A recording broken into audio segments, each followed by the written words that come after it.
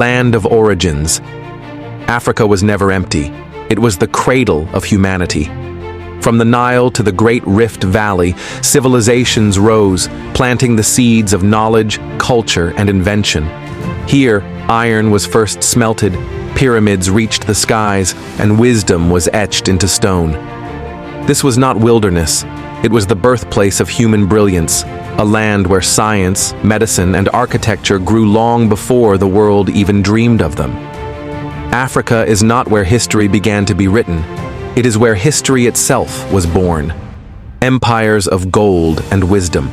Long before Europe's ships touched African shores, mighty empires thrived. Mali's wealth dazzled the world, Songhai's armies stretched across deserts, and great Zimbabwe's stone towers stood as monuments to power. Gold, trade, and knowledge made Africa a beacon of civilization.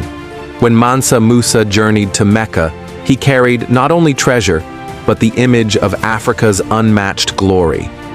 These empires were not shadows of others. They were giants whose footsteps shaped history. Knowledge against the darkness. Colonial powers called Africa backward, while burning libraries and silencing voices. Yet knowledge lived on. In Sankore University, thousands studied law, medicine, and astronomy.